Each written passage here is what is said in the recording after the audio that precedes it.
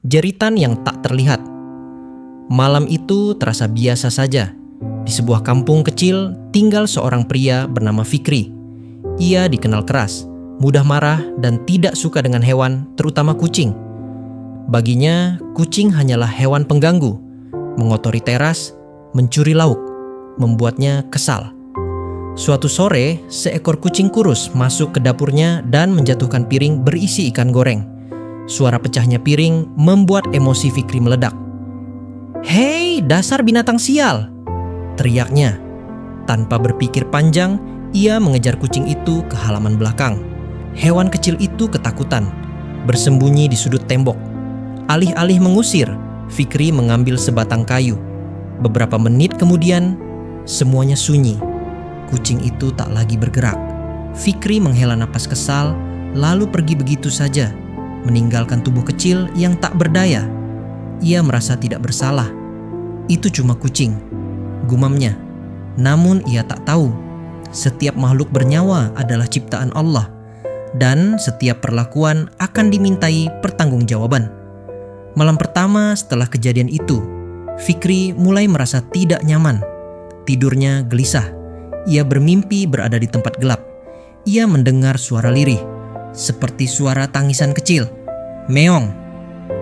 Ia terbangun dengan jantung berdebar. Cuma mimpi, katanya mencoba tenang. Tapi mimpi itu datang lagi dan lagi. Suara itu semakin jelas, seolah bukan hanya dari tidur, tapi juga terdengar saat ia terjaga. Ia mulai sulit tidur. Wajahnya pucat. Emosinya makin tidak terkendali. Beberapa hari kemudian, hidupnya mulai terasa sempit. Warung kecil yang ia kelola tiba-tiba sepi pembeli. Barang dagangannya sering rusak. Uang tabungannya hilang entah kemana. Ia mulai frustasi. Kenapa hidupku sial begini? Keluhnya. Tetangganya, seorang lelaki tua yang bijak, pernah berkata pelan, "Fikri, hati-hati memperlakukan makhluk Allah. Bahkan seekor kucing pun punya hak untuk hidup." Fikri hanya tertawa sinis. Namun jauh di dalam hatinya ada rasa takut yang mulai tumbuh. Suatu malam ia kembali bermimpi. Kali ini berbeda. Ia melihat dirinya berdiri di padang yang panas dan tandus. Matahari terasa membakar. Ia kehausan. Tiba-tiba di hadapannya muncul seekor kucing kurus. Matanya menatap lurus kepadanya. Di belakang kucing itu terdengar suara keras. Seorang wanita dahulu masuk neraka karena mengurung seekor kucing, tidak memberinya makan, dan tidak pula membiarkannya mencari makan sendiri. Fikri teringat sebuah hadits yang pernah ia dengar di masjid. Tubuhnya gemetar dalam mimpi itu. Kucing itu mendekat, lalu menghilang bersama panas yang menyengat. Ia terbangun dengan napas tersengal dan tubuh basah oleh keringat. Untuk pertama kalinya, ia merasa benar-benar takut. Hari-hari berikutnya menjadi azab batin. Setiap kali melihat bayangan kecil melintas, ia teringat perbuatannya.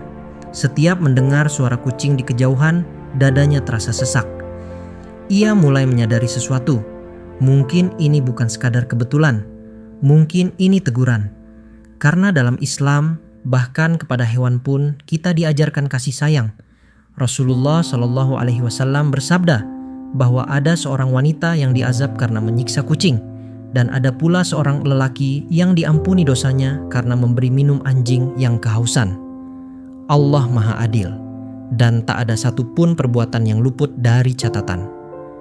Suatu sore, Fikri melihat seekor anak kucing kecil terjebak di selokan dekat rumahnya. Tubuhnya basah dan gemetar.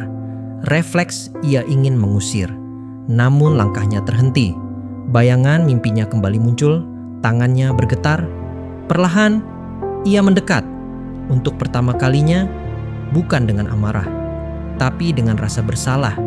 Ia mengangkat anak kucing itu dan membawanya ke rumah. Dikeringkannya tubuh kecil itu dengan kain. Diberinya susu. Anak kucing itu mengeong pelan, lalu tertidur di sudut ruangan.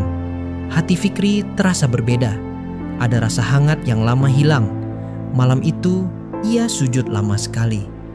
Ya Allah, aku zalim, aku menyakiti makhluk-Mu. Ampuni aku, jangan Engkau hukum aku karena kebodohanku. Air matanya jatuh, tangisnya pecah dalam sunyi. Sejak hari itu, Fikri berubah. Ia mulai memberi makan kucing-kucing liar di sekitar rumahnya. Warungnya perlahan kembali ramai. Hatinya lebih tenang. Mimpinya tak lagi dihantui suara tangisan.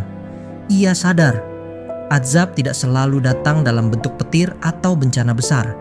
Kadang azab itu berupa kegelisahan yang tak bisa dijelaskan, hidup yang terasa sempit, hati yang tak pernah damai, dan rasa bersalah yang menghantui. Namun selama nyawa masih di badan, pintu taubat masih terbuka. Teman-teman, Islam adalah agama rahmat, bukan hanya untuk manusia, tapi untuk seluruh alam. Bayangkan, jika menyiksa seekor kucing saja bisa menjadi sebab azab, bagaimana dengan kezaliman yang lebih besar?